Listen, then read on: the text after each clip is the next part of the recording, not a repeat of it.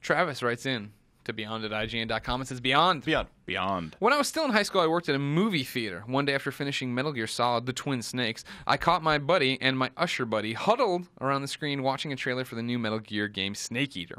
It was a 15-minute video that would forever change my world and begin my Metal Gear Solid addiction. I asked him how he found the video, and he replied, IGN. I didn't have a computer or internet access at home, so after that, whenever I did get my hands on a computer, the first website I always went to was IGN. Occasionally, there are some really fascinating articles on IGN, some that might take you away from your reality and give you that same feeling my coworkers and I got from discussing Metal Gear, which totally lived up to the hype. Podcast Beyond does that for me every week. IGN continues to be my source of video game-related news and all-around boredom cure. So my question for you is, what moment defines IGN to you? Wow. Again, Wow. I get the question, so I have time to think. Mine is the first time I ever watched video on the internet. And it was, and this ties into Up at Noon Tomorrow. Don't spoil it when you see Chris Jericho. But it was that I had been there for Chris Jericho's debut at WWF at the time, right? He'd come out, done this whole thing. It happened in Chicago. I was in the audience. It blew me away and made me a Jericho fan from the get-go. And I can't remember the time frame anymore, but like within a few weeks, I was in, maybe even days, because I think it was crazy. They announced that, THQ had obviously it was taking. I already knew that THQ was making the next WWF game. Yeah. And then 2 days after Jericho debuted, they had the entrance video for him coming out in the game. And IGN we used to do it where they'd run down everybody's entrance day by day, and so they had Jericho all set to go. And they flipped that switch, and I remember watching it on IGN and being like, "What? How am I watching this video game? How did they make it so quickly? And what is IGN really?" You know what I mean? That was the first time where it wasn't like I just went to different sites and message boards. It was like, this thing, I'm coming back every day now to see these videos because this is crazy that I'm in the library on this new cable internet thing and I'm actually getting to watch these crazy videos. That's awesome, man. I don't know if mine is because I'm the same thing as this guy and the same thing as you were. I grew up reading IGN. I read it all the time. When the first time I ever met Fran, I was like, and I never get geeked out around celebrities or guests we have Up at Noon. Yeah. The first time I met Fran, I was like, "You're Fran Mirabella." And he was like, "I'm like 2 years older than you. You have great hair." But I used to sneak into the library at school and pull up IGN. Right, because that was the best internet. Yeah, exactly. and I'd read reviews and I'd go home and I'd save money and I'd buy Game Boy Color games, and I'd read Craig Harris's stuff on IGN Pocket, and I'd be like, I need to get Legend of Zelda: Link's Awakening, and I got to buy Super Mario Deluxe 2 or whatever the fuck it was, all these things. But what really did it for me, and this was I got the job at IGN, and I came here, and it wasn't even my first day. I came to San Francisco for the first time, and I was brought into the building, and it was just sort of like, hey, we all have meetings, but hang out for the day because this is what your day is going to be like, when you start in a few weeks. And I walked in, and it was 9 o'clock in the morning, and by 11 o'clock in the morning, I was like sensory overload. Like I'd seen everywhere I looked in the building, there was like giant statues of my favorite video game characters, and I met Anthony Gallegos, and he was like, hey, I'm Anthony, and I'm like, what are you doing? And he's like, oh, I'm playing Punch-Out for the Wii. And I'm like, that game's not out for like 2 months. And he's like, here, play it. And I was like, holy crap.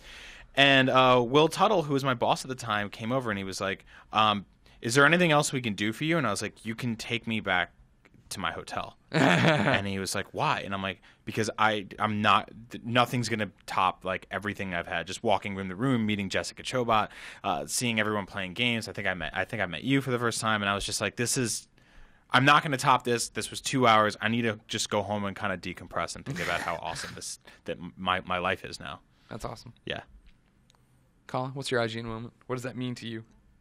I don't know. It's been it was a long road for me, right? And I always think about the beginning, and I wrote on GameFAQs for a long time when I was a kid, and just did it for fun. And there was like no ulterior motive. I can't speak. Yeah. So what I was doing, I just liked to do it. Like I would literally spend just tons of time writing stuff for GameFAQs. I loved it. It was just fun. I had a good community of people there. Some of them I still talk to. But that was 14, 15, 16 years old, and I'll never forget around the time I turned 18, I was in Boston at the time, my first year there. Got an email from Stephen Ng and Chris Carl that they wanted me to write strategy guides for them, $200 a pop, which is nothing, but I was so stoked that they wanted to pay me for that. Ended up writing 94 of them.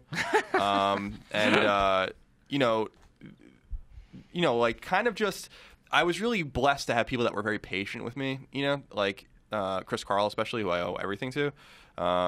because I begged him to like come out and like just like give me a chance and like do all these things, and he flew me, flew out in 2003 for a little while and stayed with Fran on his couch. That's when he lived with Sin and Ivan Sulich. Yeah.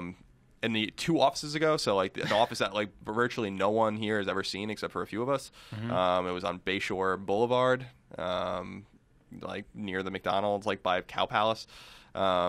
It was a cool time. Like I got a taste of like what it really was. And then the next year I lived out here for a summer. That was 2004. I lived here for a summer. I slept on Mark Ryan's floor and Chris Carl's blow up mattress in his apartment in the Sunset, and just made it happen. And I just kind of feel like IGN to me is like proof that you can make cool things happen in your own life, or whatever. Like I really chased it and I got it. Like that's why I always tell people like it's hard to do things that are cool and like hard to like get into an industry like this, but you can do it. I did it, and the tools like were not as versatile as they were today. Like I got noticed from text documents. Like there was no YouTube in 2004. Yeah. There was no podcasts in 2004. Yep. Like so like to me it's just like about that journey. And like when I graduated college in 2007 and I was offered a job here, like I didn't necessarily apply for the job. They were just like, there's an opening and we would like to offer it to you, basically. And I was like, this is fucking amazing. Like I just graduated college in May, and in June I got the job offer, and in July I lived in San Francisco. So like it wasn't, and this was like when 2007 was when the market was starting to come undone a little bit, and I was a poor college kid and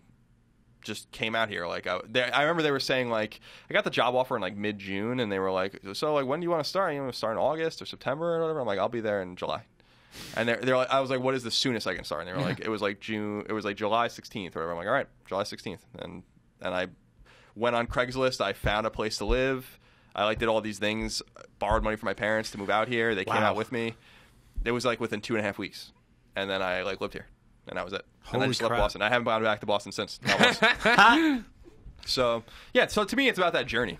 Not one specific moment, but this whole lineage. Sure. My first E3 in 2004, like all these just cool opportunities, the cool thing. My first review, my first preview, like just all the cool opportunities I got. The first time I met Inafune when I was 19 years old, like there's a lot of cool things. And so that no matter like where I end up in the future in terms of like where my life goes, like I owe like an incredible amount to this place, and specifically to the people. And that's why I am so loyal to the IGN, is because of the opportunities they afforded me that they didn't have to. Yeah. So I am like a super brand loyalist. And it's been, so 2002, September or October 2002 is when I wrote my first strategy guide for IGN. Wow. So it's been, my connection to the site is almost 12 years. Holy crap. Like continuous 12 years. And an editor for 7. So, yeah. Well said. Ladies and gentlemen, that's Podcast Beyond episode 335. Thank you so much for joining us. Remember, we post the show usually every Tuesday as an MP3. Wednesday, you get a video on the PlayStation 4 app, IGN.com, YouTube, etc., etc. Remember, keep up with us. Follow us all on Twitter. Is that a That's Willy Wonka. Yeah. Etc. Keep up with us on Twitter at IGN is IGN. Of course, go to IGN.com, read the articles, watch the videos, keep these mics on. I'm Game Over Greggy. Colin is No Taxation. The Birthday Broy. Damn it, Broy. Why do I always come apart at the very end for some reason? You were doing really good. No, I hate everything. You think too much when you speak these things. I really don't think I think enough. That's the problem with most things. Just let it slide off. You think you're gonna fuck it up? No. Yeah. I don't even think about it. That happened for a year with Andrew Goldfarb. Well, that's true. The Goldfarb thing was the Birthday Boy. Brian Altano. Hi. Agent Bizzle. Thank you. Everybody go give him a listen. Oh, somebody else had said in there that they liked Misanthrope a lot, so everybody should go to misanthrope.com. It's free. I have a free album called Misanthrope at misanthropealbum.com. Go enjoy it.